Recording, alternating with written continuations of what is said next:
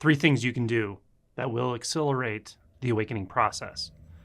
Now, for context, I'm talking about that first shift in identity, that first movement beyond the conceptual identity, the sense of being a someone in time, a seeking someone with a past and a future, someone that struggles, that suffers, that inner pressure cooker of the egoic mind that we find so incredibly uncomfortable once we recognize the nature of suffering. Breaking out of that, seeing through that, having a shift in identity such that that really stops operating, or we can no longer fully believe in that aspect of our experience. That's that first shift I'm talking about. And so this video and these pointers refer specifically to that first shift, how to access that.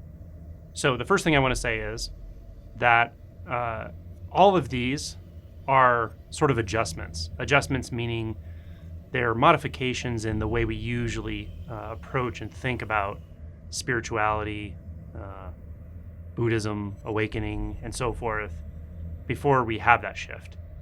So these may not all apply to every person, but these are things that I see being helpful for me to tell people when they're moving toward this. And they do address the sort of sticking points I see people get themselves into where awakening is held off unnecessarily, or maybe not unnecessarily, but it seems to slow the process down when we have these certain kinds of fixations, or we're just not seeing through various elements of experience that make it necessary for us to experience that shift. So number one is the willingness to let go of your narrative, of your storyline. And this takes various forms. Obviously, it has to do with time, with your memories, with your belief in your values, your entire belief system. Believing all of that is solid, real, and defining of who you are. That's your narrative. And it's important to be able to let go of that at some point, to at least realize it's just not what you are, or the instinct that that's not what you are, being able to embrace that. So how do we do this? Well, I have many pointers on this in my various videos, but in simplicity, it's a matter of just asking yourself, okay, what do I know about myself right now? And everything you come up with that's a thought, you discount it. Well, I know I came from XYZ place. Okay, well, do you see that right now? Does it have anything to do with what you're experiencing right now? If you came from a different place, you were born in a different city, came from a different country, would that matter right now? Your experience right now without that memory, would it be different? Your experience of self, would it be fundamentally different if someone pulled that memory out of your mind and stuck another memory in your mind? And you might think it would, but that's only in reference to another thought, right? You'd have to think a second time to say, well, if I was born in this other city, then maybe I would learn this language, and so I would be speaking that language instead of this language. And right, do you see how that works? So your mind justifies its own binding. The ego justifies its own existence by just giving you more thoughts. But when you realize that whole series of thoughts is all based on one thought or belief, that anything in the past or anything that you pull out of memory defines who or what you are, that's the belief. That's the fundamental belief. And when you let go of that and realize, well, right now, without all of that, I don't know who or what I am. Or maybe I can sense it, but there's definitely a big mystery at hand, right? Essentially, when you don't reference thoughts at all right now, realizing that who or whatever you are has nothing to do with a narrative of any kind. So in theory, a lot of people can get this, and yet in practice, often it still sneaks up on you. So I'll give you an example. On occasion, I'll have somebody talk to me and try to convince me that some people can't wake up. What they're really trying to do is convince me that they can't wake up. But they'll say, well, isn't it possible that some people just can't wake up? Like, certain people, because of certain situations, they just can't wake up. And it usually starts out in this sort of theoretical conversation, but very quickly it turns into, well, I've been doing this for 20 years and I haven't woken up. And right. So it's doubt, and that's okay. It's okay that you have that doubt, but you have to see at some point you are holding on to that narrative very, very tightly. I am the one who can't wake up. Right. And sometimes it helps to explore and unpack that and look at other areas of your life and see where else you've, got a lot of doubt or doubt about yourself or your abilities or whatever. And sometimes that's related to stuff in the emotion body. But just seeing this clearly is very important. Oh my gosh, that's the narrative I've been using to keep myself asleep. Or maybe not to keep myself asleep, but it's the narrative I've been using to stabilize myself in the mind, right? In my belief system, in my narrative. So this, may or may not be an easy one for someone to break, but if they're willing to break it, it's definitely breakable. You can see through that narrative. It doesn't matter if you've been at this for 50 years, right? If you've been at keeping a narrative alive for 50 years, how many seconds does it take to stop doing that? 1/2, 1/4 of a second, right? You can stop at any time. So that's just one example. I get a lot of storylines that feel sticky. Like I can tell someone has the general idea about how to sort of see through memories in the moment, get themselves to feeling some presence, realizing, okay, I'm not my memories, I'm not really the beliefs I have about myself.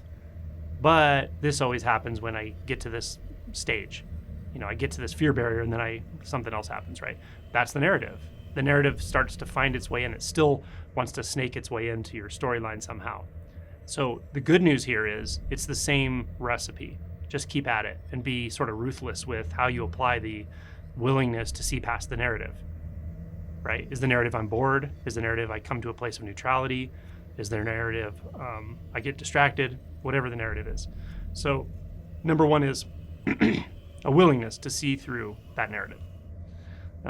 Number two is somewhat related to number one, and that is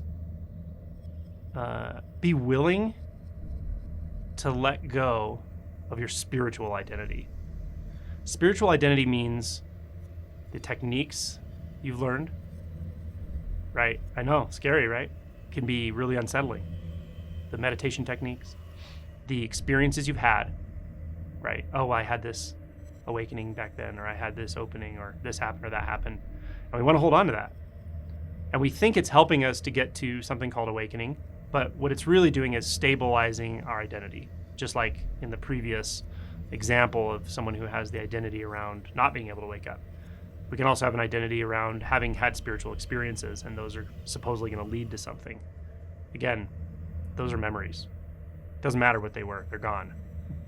So be willing to let go. So let go of your techniques, your practices, your spiritual belief system.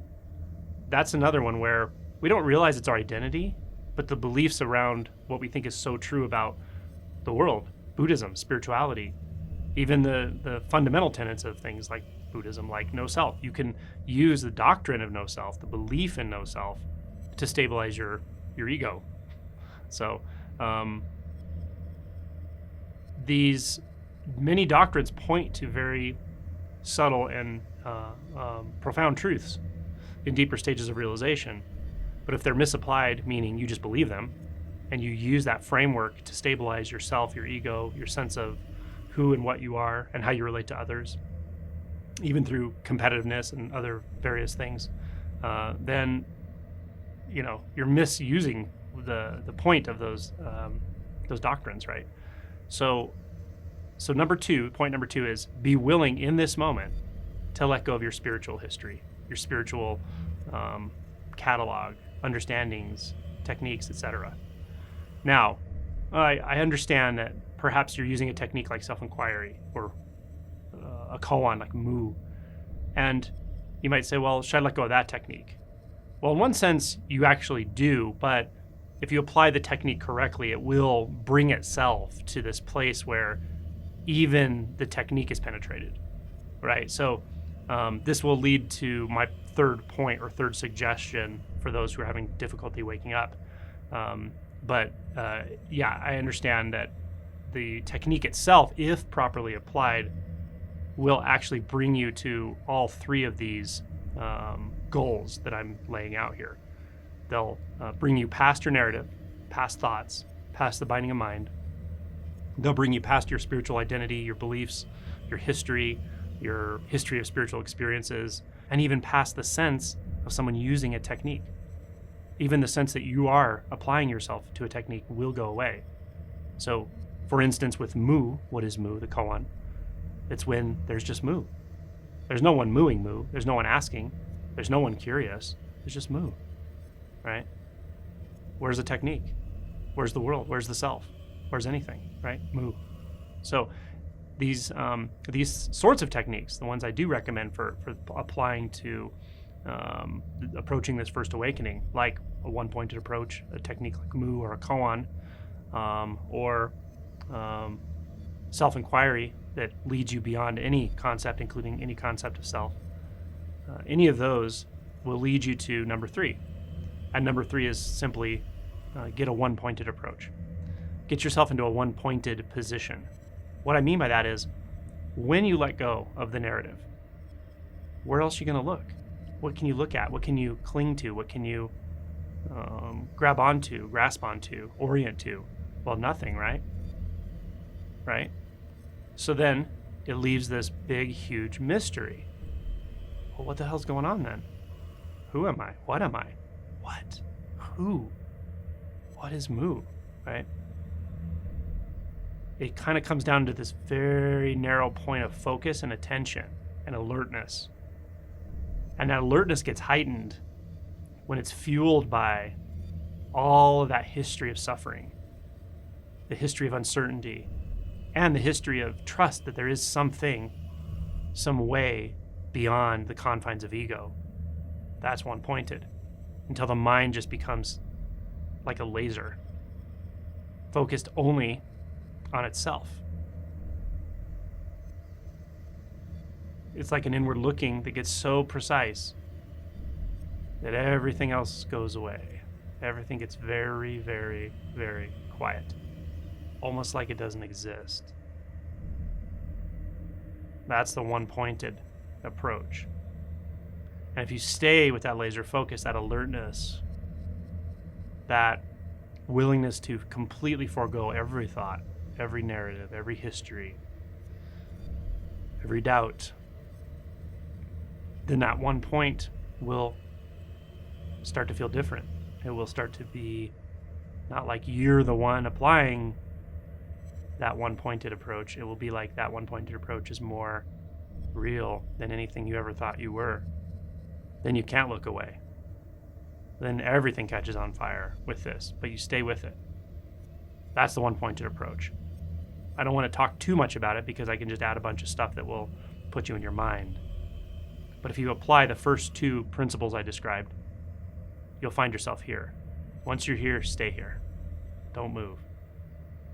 Mind reflecting mind until there's just nothing, no content, nowhere to go, nowhere to come from, no history, no future, no self or other. Just this great mind with the big M, capital M, mind. Luminous, but contentless. That's the third point. So, I'd love to hear if anyone applies these approaches and find out what happens. I wish you fruition.